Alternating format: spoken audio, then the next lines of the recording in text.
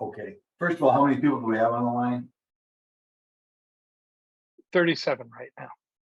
Okay, we're gonna have action items on 4 different things.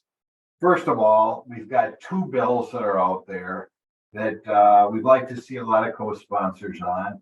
I've emphasized before that the more congressmen we get involved, the better everything off is. The first bill is bill number 553, which does 2 things. It allows people under age 24 to get certificates right off the bat. We know right now we have a problem. And then when the younger people have to try and fail at some of these jobs, it kind of puts them behind the 8 ball for the rest of their life. It also allows the counseling requirements under 511 right now put 14C certificates at the behest of the state's willingness or ability to conduct counseling. We don't want to restrict things that way. So this bill, which is 553, should open up opportunities for some young people with disabilities. Secondly, we have bill number 1296, which allows for competitive integrated employment in Ability One centers. Right now, they don't consider those competitive integrated situations. They are integrated in part because they're people with all sorts of skill levels working in these facilities. So those are 2 bills that we have out there. We are doing a GAO study on the effect of getting rid of 14C certificates. That's a good thing because the study, I'm sure, will come back in our favor. There are a lot of our enemies. I hate to be partisan about this, but a lot of them, but not all of them, are in the Democrat Party, who are claiming that if we got rid of 14C certificates, it wouldn't matter at all because there are jobs out there for everybody. We believe that the GAO study will come back proving that is not true, which kind of gets rid of one of the reasons we're having problems or threats. The other thing is we have a conference, which will maybe meet once every few months, of people who are particularly interested in these issues. It is called the Employment Choice for Individuals with Disabilities Conference. So we have the 4 action items out there. I think once people are a member of this caucus, some caucuses are not that active, it makes them more likely to get involved in this issue. Like always, I think the 5th action item for Caitlin is we want as many congressmen as possible to tour these facilities. Okay, if they haven't toured the facilities, our enemies can tell them that they're dangerous and dark and horrible places. And I think once you tour one of these places, you'll fall in love with them, fall in love with the employees. You'll be more likely to co-sponsor these bills. You'll be more likely to vote for these bills. And you'll understand that the people who want to shut down these facilities just don't know what they're talking about. Is that good things to say? That the last one I would say is maybe even more important than signing on the bills. We want a lot of people to sign on the bills as well. We do not have a Democrat on either bill right now. I've got to be more aggressive in that, although our opponents are for whatever reason I don't understand, very involved in the Democrat Party. First of all, the Employment Choice Conference that you mentioned, is that open to? It's called the caucus. Employment Choice Caucus is what we're calling it. Caucus, okay, and that is members of Congress, and we can put on programs for them so they're more knowledgeable in discussing this with other congressmen, and it just is a way to make them feel connected with our group. I will be honest with you, a lot of these caucuses that you hear about in Washington do absolutely nothing. They never meet. We're going to be doing more than some of these other things, but it's not a bad thing to have your congressman on board. And by the time you're done, you'll have 5 action items for all of your congressmen when you meet them or when they tour the facilities. Here we have I got it up there. Harris?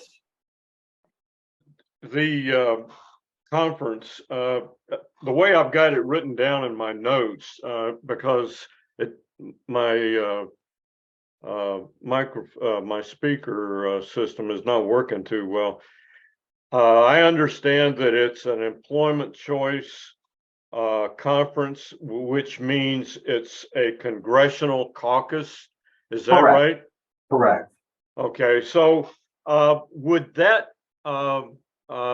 depending on when that is going to be, or I guess it's going to be a series of meetings, would that be something that we could invite our representatives to attend, or is this a closed meeting? No, it wouldn't be a closed meeting. Now, like I said, we may have, just 2 meetings in a 2-year period, but they'll be in the open, and I think it's a good thing to be online, and if anybody could show up live and in person, that'd be tremendous. We could share that when we do our Capitol Hill initiative, the remainder of the next couple of months. Are you guys going to be coming to Washington? The types of meetings we're having over for the past month and the next couple of months, and correct me, Hugo, if I'm wrong, are really virtual conferences. They're either via Zoom or they're teleconference, and we've already started those. So it's good to find out not only about the 553 and the 1296 bills, but also would like more information on the Employment Choice Caucus so that we could include that as a part of the discussion we have with them. Okay. Okay, that's very good. And like I said, I guess I had to mention 5 things. There are 4 action items for you guys with your congressman. Sign on to both bills, become a member of the caucus, and make sure, I cannot underemphasize this, make sure that your congressmen take a tour of one of these facilities. Because I think when you take the tour, you fall in love with it and will become an advocate. And furthermore, I think it is impossible to take the tour and believe in the propaganda these other people are spreading. The Coalition for Employment Choice, for the Preservation of Employment Choice, has been working with you guys, and they've been doing some great campaigns, and we've been working with them. I've been on a lot of their calls, and I continue to do them. And I see that Kip Brewer from that organization has his hand up, and I just interrupted him. So, sorry, Kit. Well, thank you, Hugo, and thank you, Congressman, for joining the meeting today. You spoke of several action items. Here in Missouri, we have been reaching out to our members and listing 5 bills. We've listed your 2 pieces of legislation, and then also the WIOA and the raise the wage, which we also understand Senator Sanders is bringing to the Help Committee possibly as early as this week. And I'm wondering, do you see a time when any of these pieces of legislation will receive hearings before Ed and Workforce and or Help? And we'd certainly love to provide testimony. Yeah, tell me what the 2 bills are doing. Beg your pardon? Tell me what these bills are doing. Well, your 2 bills obviously are dealing with the Section 511. So we know that they are before Education and Workforce. I'm wondering if they have any sort of a calendar time or a call for testimony or hearings. No, we'll let you know shortly. I should talk to Virginia about that. And then certainly the WIOA, the re-up of that has been going on for a couple of years. We're understanding that may get hearings later in the session, and I'm wondering if you had any updates. That's accurate. We don't have a specific date, but they will get a hearing. I know. Okay. And then the raise the wage, its previous iteration also contained language to phase out 14C. We I'm sure Virginia assume, I'm sure Virginia won't give that here. okay, and that's again, the Coalition for the Preservation of Employment Choice would be very interested in participating in any hearings and in fact in the caucus, which I was not aware of. So thank you for that information. Right, and we will make sure Virginia knows about you guys. Because usually what they have on these, when they do have hearings, usually you have 3 people who are Republican witnesses, because we got the majority, 1 people who's a Democrat witness. And we will make sure that when Virginia comes up with witnesses, that we try to get you in as one of the 3. Thank you so much, and we do appreciate your support. Congressman, Joel Yeah. Clayfish from Wisconsin calling. I'm wondering if you believe it would be effective for our collective organizations to send advocate videos to the congressman, encouraging them to join the caucus? I don't think it can hurt. We get so much stuff. I think it's more important they get a personal contact. Does anybody have any cool anecdotes about getting their congressman to tour one of these facilities? We do have a person who might be able to give you some perspective. She's from Australia. Amy, I don't know if you want to speak, but Amy, they are facing a similar issue. They don't call it 14C. They have another name for it. But they cite America as the people who are trying to close it, cite the American model frequently as the way to go about closing these facilities. And Amy has done a great job on actually saving a large facility. So Amy, can you? Oh, hi. Nice to meet you. Yeah, I'm here from Australia, and Hugo's right in terms of the criticisms that are being received about the facilities in the US. It's exactly the same. We call them ADEs, or Australian Disability Enterprises, and there's really 2 things happening in Australia right now that might be relevant for this conversation. And the first is that we're having a Disability Royal Commission. So an independent body is currently putting together a set of recommendations about all the things that need to change in Australian law and policy to improve the rights and lives of people with disability. And one of the main things that will be recommended by this commission to our federal government will be the closure of ADEs, so sheltered workshops, and the removal of the minimum wage or the sub-minimum wage, so our 14C equivalent. So the point that you're making, very much the same in terms of our providers have been very active in having our ministers tour the workshops, because they found it to be exactly the same. Once you get a minister to come and have a look, to meet the employees and see and look around, they too see the truth rather than the propaganda that our advocates share. Key being the great success stories from the USA, apparently. I'm going to emphasize one more time. If we're going to win this once and for all, if we're not on the verge of losing 14C every 2 years, we need a lot of advocates up there, more than just Glenn Grothman. And that's why I emphasize we've got to get these congressmen touring. At least from my perspective, it's something that congressmen should want to do.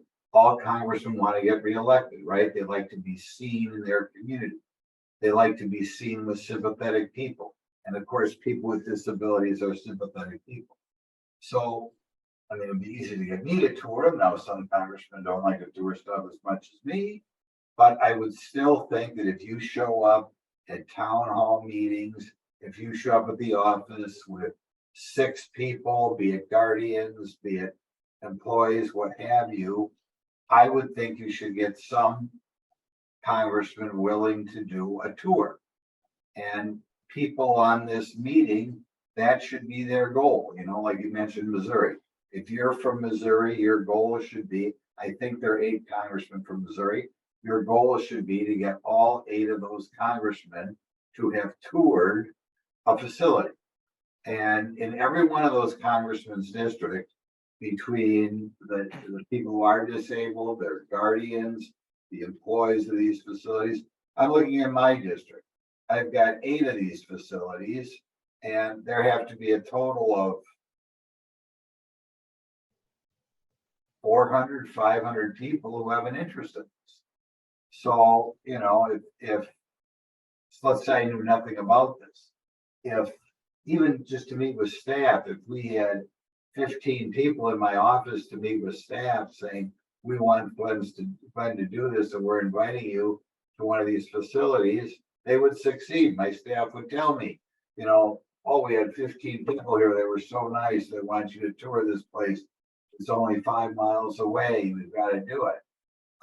We can win. But that should be the goal for each one of you, is to do that. And when we do it, we can win. If we pass these bills, that's huge, right? Even if we just get them out of the House without the Senate, it's huge. So I'm just going to emphasize that's what the goal has to be. Congressman, how can we combat misinformation? I mean, there are people out there saying that these are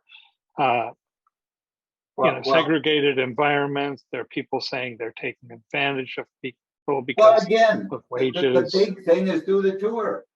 I mean, right? I mean, but there are a lot of states that don't have them, and there are a lot of people, like I don't have a family member who's involved in 14C and so on. So, and I live in a state where I think there are some sheltered workshops upstate, but I don't know them. I would have to, reach out and find them and see if I can get them to contact folks and do the tour, which is a great suggestion, and I should do that.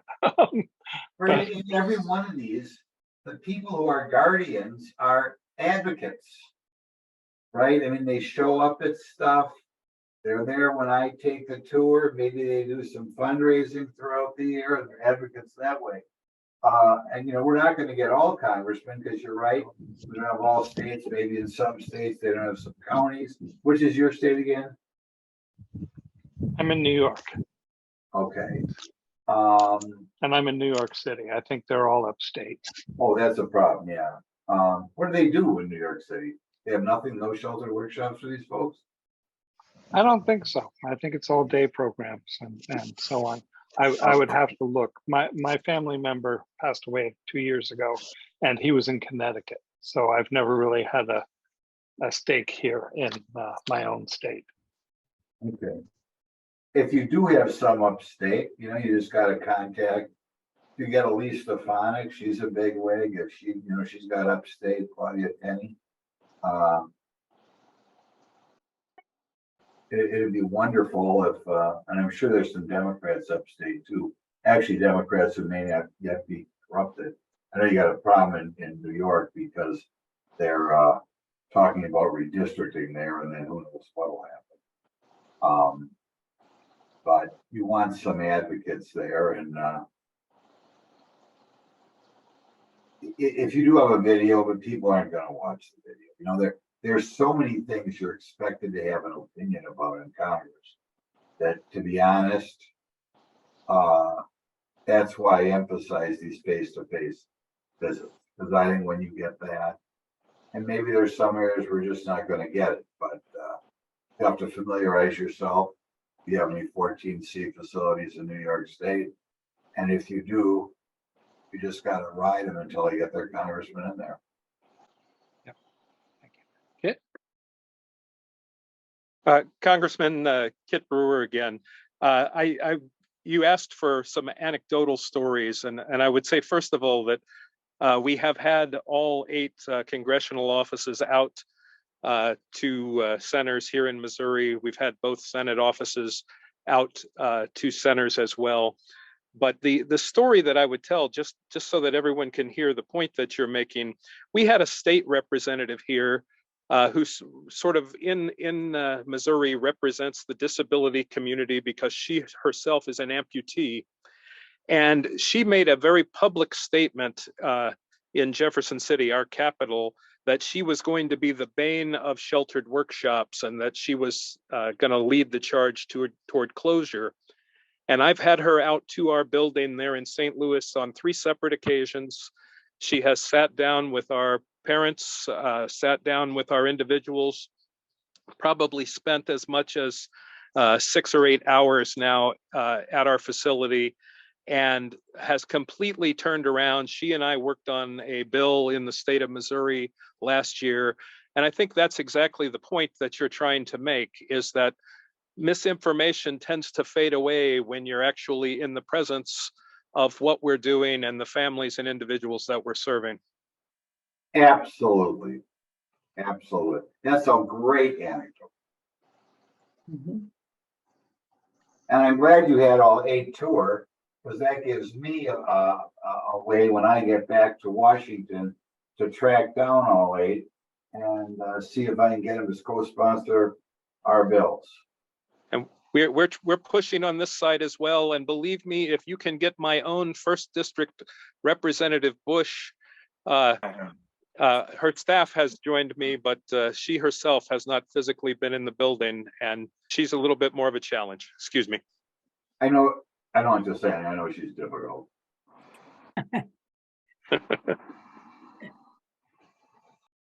Sam, did you want to ask a question? I don't have a question. I'll just state from my own experience, I do not have a family member involved in this issue, but as a stalwart in VOR, I've followed it, and I read several years ago extensively. The U.S. Civil Rights Commission ruled unfavorably on this issue by a large margin, and it was very partisan. But the dissenters on the U.S. Human Rights Commission were very passionate and pointed everyone to look at the comments. More people commented against what the Human Rights Commission was doing and trying to get rid of 14C than on any other issue in the history of the U.S. Civil Rights Commission. And the details, the dissents are all in the report. The dissents and the comments from the hundreds and thousands of people who wrote in. So this speaks exactly to what you're talking about, and to a comment by Mickey Adelson in the comments, a very telling comment that it's an uphill struggle in her state of Delaware. The opponents of this right to work are calling it modernized slavery. So exactly what you're saying. There's just the Civil Rights Commission, the ideologues didn't listen to the thousands and thousands of family members who obviously their interest could only have been their loved ones. They didn't have a financial interest. So the way forward to try to get movement on this it can only be through direct constituent action. So here in New Jersey, I asked myself, we've got a number of such workplaces, and to the best of my knowledge, there's no organized activity to try to save them at the state level or the federal level. So sorry, Alan. I'm trying to who you got in New Jersey. Well, first of all, you mentioned the guy before mentioned Missouri. Who's the other Democrat there? Cleaver?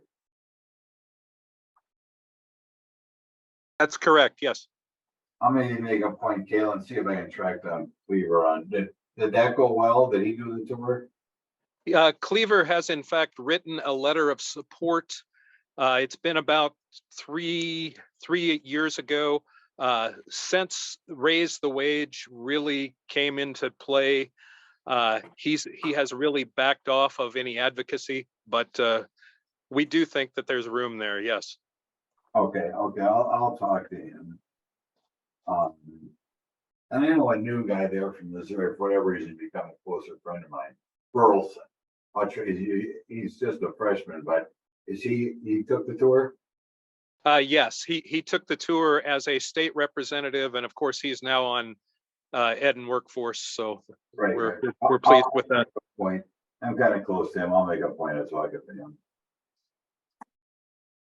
Great.